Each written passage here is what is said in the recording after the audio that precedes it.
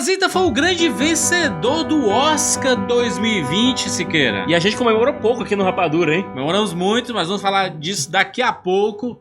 Lembrar que o Oscar 2020 teve a parceria aqui da Fanta. Nossos amigos da Fanta acompanharam a gente durante toda a nossa cobertura, seja em vídeo, seja em podcast e tudo mais. Você vê essas latinhas aqui em cima da mesa e durante a transmissão. Durante a transmissão e consumimos algumas, né? Exatamente. Fui levantar minha Fanta, tá vazia já. Desculpa, Kátia. E com a vitória de Parasita, foi o nível Fanta daqueles, né? Nível Fanta máximo. Porque a loucura foi desenfreada, descontrolada. E aqui é esse vídeo para encerrar nossa cobertura falando sobre o Oscar 2020. Vamos falar 10 motivos que fizeram com que Parasita merecesse vencer o Oscar. Você ainda não acredita que Parasita venceu? A gente vai mostrar pra você por que ele venceu e por que ele mereceu o Oscar 2020. Primeiro ponto é que Parasita é um filme extremamente imprevisível. E justamente por ser imprevisível, você acaba prestando atenção em todas as nuances do longa enquanto assiste. Exatamente, que ele é cheio de metáforas. Você tem, por exemplo, a família Kim, que ela tá se esgueirando, descendo escadas, porque é uma família de classe baixa, pobre. E aí o Bong Joon-ho, ele coloca como eles descendo. Pra chegar na casa dos Park, que são os ricos, eles estão subindo, porque a casa deles está em cima, está acima de todos. Tudo isso visualmente, sem falar. Ele só mostra, né? E essa metáfora ela chega no seu nível máximo com a chuva. A cena da chuva que é fenomenal. Os cenários foram todos construídos do zero. Sim. E eles são explorados em seu máximo por conta da cena da chuva. Especialmente a casa da família Kim. A senhora Park, por exemplo, tem um determinado momento que ela fala no carro: ai, o céu tá tão limpo, sem poluição, a chuva foi uma bênção. Enquanto quem tá dirigindo o carro é o senhor Kim, né, que passou um perrengue absurdo com a casa dele sendo inundada, com a chuva e levando tudo. Isso tudo traz várias metáforas, faz com que a gente pense, enquanto a ideia desse filme mexe com a nossa realidade, né? Principalmente a gente aqui sul-americano, a gente passa por muito dessas situações, né? Principalmente a gente brasileiro. A gente teve agora em São Paulo, em Belo Horizonte, duas chuvas que realmente foram cataclísmicas quase, e a gente viu muita gente passando perrengue. E é impossível você não ver agora essas cenas que a gente vê basicamente todo ano, todo começo de ano aqui no Brasil, com essas chuvas, essas águas de fevereiro, março, e não pensar mais em Parasita depois dessa. Exatamente. Segundo ponto é a reparação histórica, né? É o cinema asiático sendo reconhecido por Hollywood. Que, aliás, o cinema asiático por muito tempo foi fonte de inspiração para muitos blockbusters que a gente vê por aí. O próprio George Lucas bebeu música de Akira Kurosawa ao fazer o primeiro Star Wars. É muito os Sete Samurais, né? É muito Sete Samurais, é muito A Fortaleza Escondida. Ou seja, é aquela coisa, Jurandir, reparação histórica, né? É a forma de você reconhecer o cinema asiático. Tu falou do Akira Kurosawa, nunca ganhou um Oscar, é um mestre, né? Todo mundo que estuda cinema, que trabalha com cinema, sabe quem é Akira Kurosawa e a sua importância. Vários filmes nos últimos 20 anos aí a gente viu chegando do cinema asiático, como Old Boy, que fez um baita sucesso, que acabou ganhando um remake, A Criada, o próprio Clã das Adagas Voadoras, né?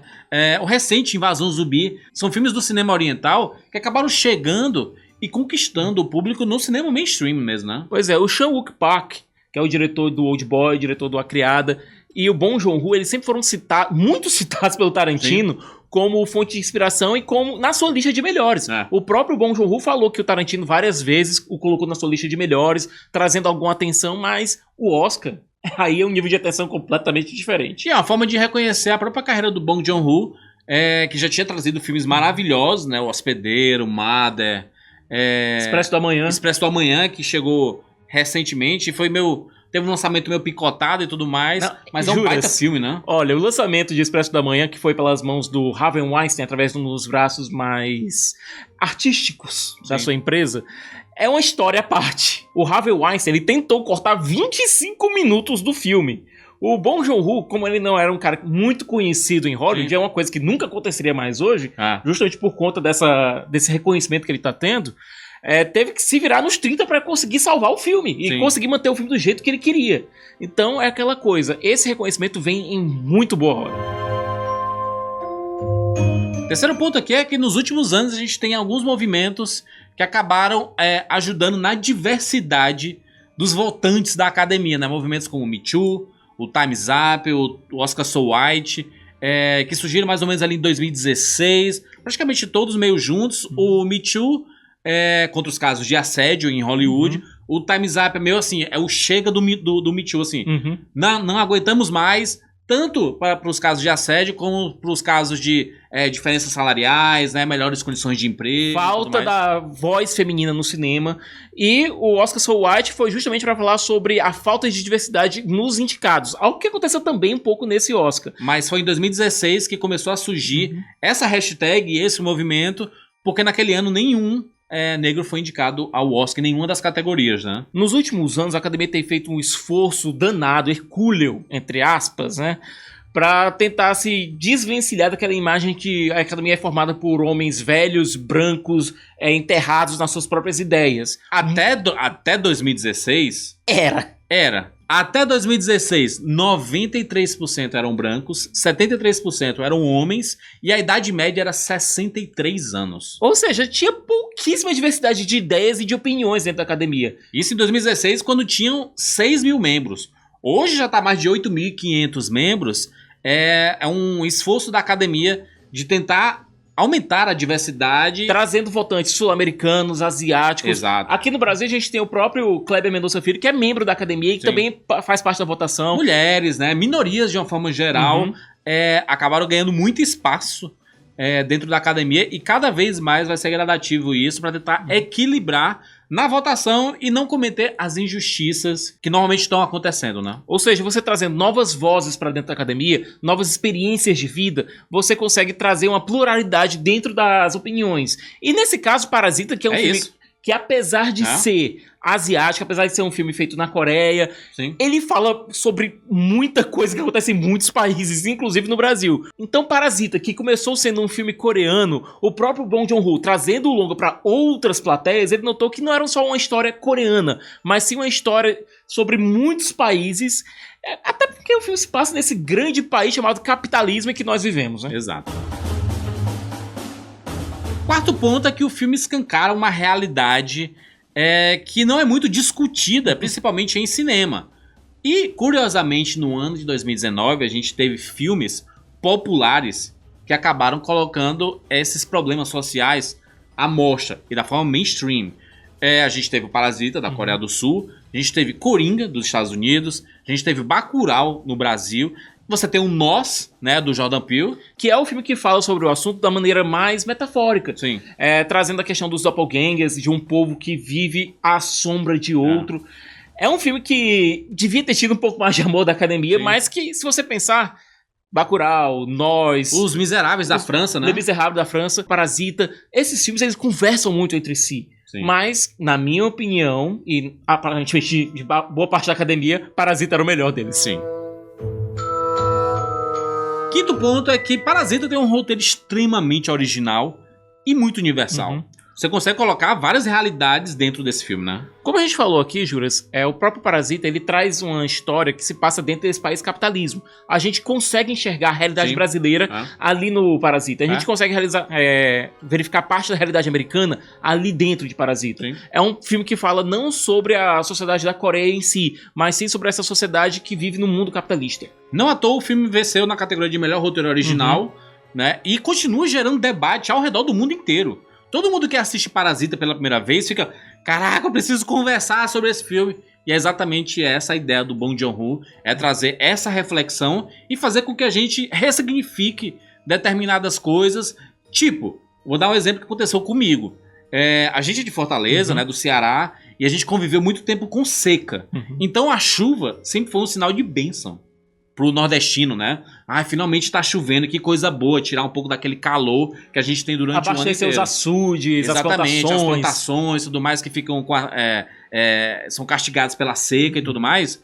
E aí você assistindo o Parasita, você começa a ressignificar que entender que por um lado é positivo, mas para outras pessoas é extremamente negativo. Pessoas que moram em morros, pessoas que moram em lugares que deveriam ter um saneamento básico, o governo deveria dar esse saneamento básico e acaba não dando. Então, a falta de assistência em determinadas áreas. Ou seja, em cidades que crescem de maneira desordenada, assim como Fortaleza, São Paulo, sim, Nova York. Ou seja, a gente pode citar exemplos de todo o mundo aqui. Exato, por isso dá pra gente começar a pensar um pouquinho diferente sobre algumas temáticas e se colocar no lugar dessas pessoas, tá certo? É legal aquela chuvinha e tudo mais, mas pensa no próximo, pensa na galera que tá...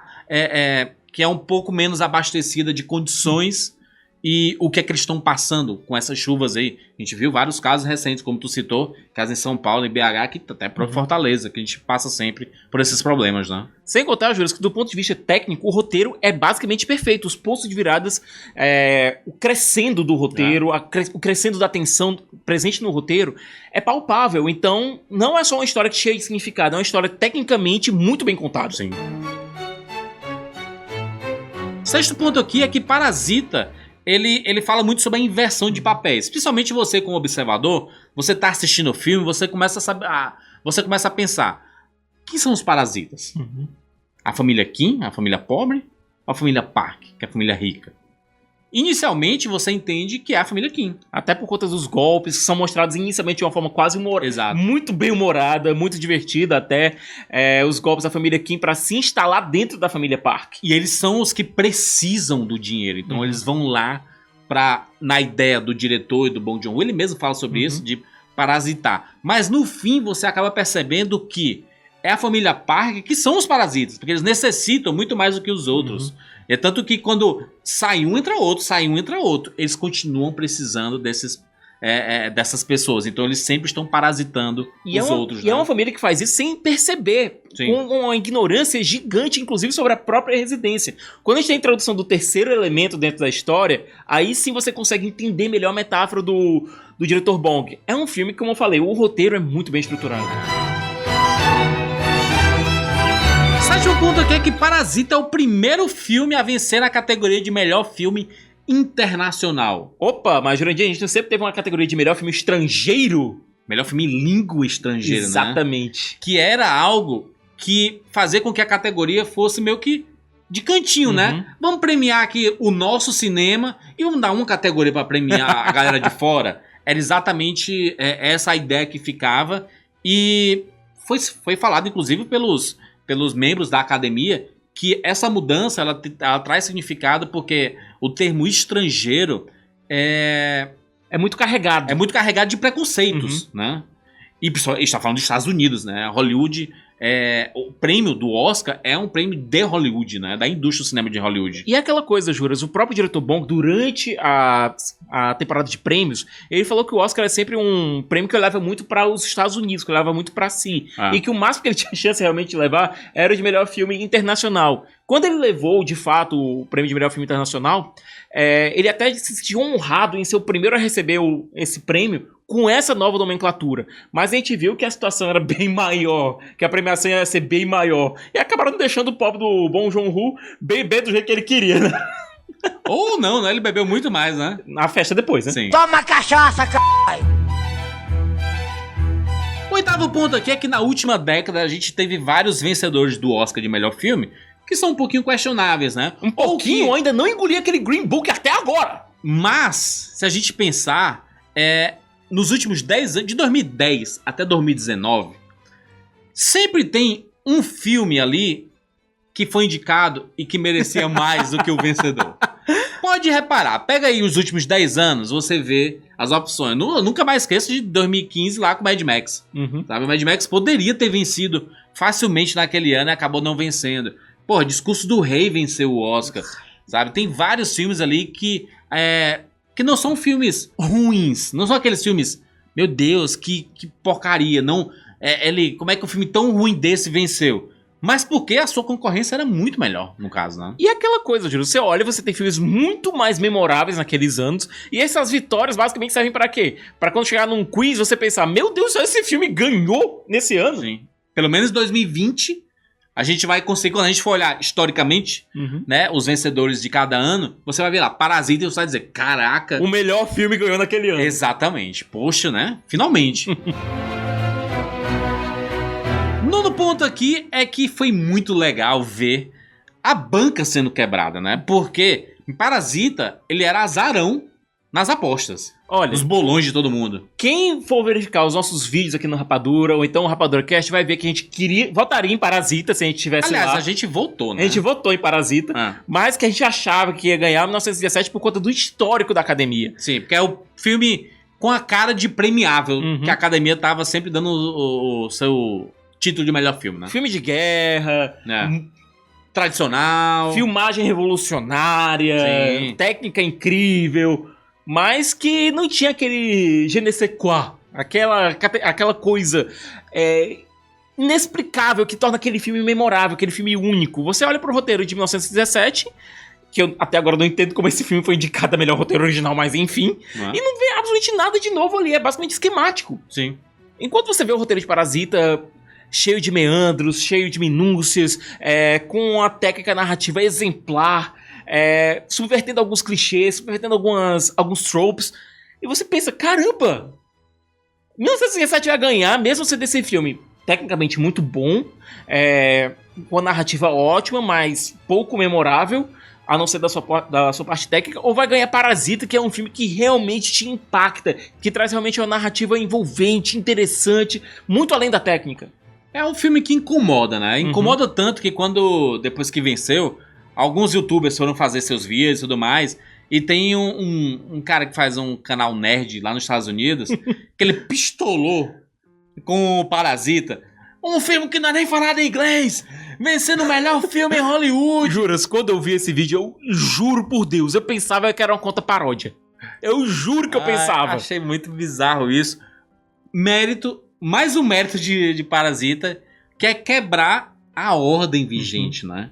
Que é quebrar essa parada de que só ganha aquela galera que faz o Oscar bait, né? Que é o cara que faz o filme pra ganhar a premiação, tipo Renée Zellweger em Judy. Mas é um filme É um Oscar filme bait, Oscar bait. né? Você tá dando a isquinha pro Oscar pra você ser lá premiado e tudo mais. E Parasita modificou tudo isso, né? E o 10º ponto aqui é que a vitória de Parasita causou uma reação exagerada na gente, né? Foi o nível Fanta real. Foi muito bom. Caraca, essa cena, ela é emblemática porque a gente não tava esperando. A gente torcia muito. A gente torcia, mas não esperava. E a gente sabia que ela ia falar 1917, gente. Tá bom, beleza. Tá de boa, tá de boa, Tá. tá de boa. Mas quando foi Parasita... Aconteceu isso. And the Oscar goes to...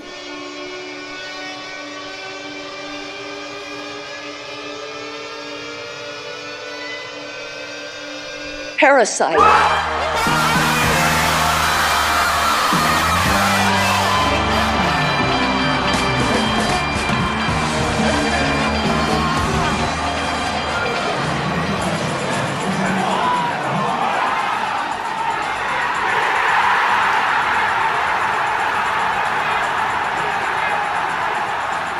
Muito bom, muito mais. Achei demais. Por quê? Foi a vitória do justo. Foi a vitória do melhor. A vitória do melhor. É isso. A gente sempre fala que o Oscar não é justo. Esse ano foi justo. Esse ano foi justo. Esse ano foi muito E justo. fez com que a gente explodisse realmente de alegria em ver um filme tão bom, tão cheio de significado, tão cheio de qualidades. Levar o Oscar. Aliás, levar vários Oscars pra casa. Foi o grande vencedor Foi o grande vencedor. da noite do Oscar 2020. Vou recomendar pra você ouvir o rapaduracast.com.br ou coloca RapaduraCast lá no Spotify, pesquisa lá, é o íconezinho laranja que você vai encontrar muitos podcasts sobre Laranja, o Oscar. Jurandir? Laranja, que nem a latinha da Fanta. Pra você ficar ligado que muitos desses assuntos a gente já comentou, a gente já fez podcast, e já tem um podcast sobre Parasita, por Muito exemplo, bom, né? por sinal, com participação do Thiago Amariz também. Vale a pena você escutar rapaduracast.com.br. Fechamos, Siqueira? Fechamos, Jurandir. Nossa cobertura sobre o Oscar 2020. Cara, esse ano ainda tem muita coisa pra gente falar. Daqui a pouco começa o verão. E aí você sabe, quando É chega o aquela verão... coisa, terminou a temporada de prêmios e já tá começando a aquecer pro verão. Exato, aí começa a chegar aqueles filmes que são muito esperados, principalmente pro nosso público aqui do canal. Então, tem muito filme blockbuster chegando, muito filme de super-herói. Tem franquia nova chegando esse ano. Exato, então a gente vai analisar tudo isso aqui no canal e no cinemacomrapadura.com.br e no rapaduracast.com.br. Você não perde por esperar. Se inscreve no nosso canal aqui para você não perder absolutamente nada e clica no sininho para ser notificado a cada vídeo novo. E se gostar desse vídeo, joga o like! A gente se encontra na próxima. Tchau.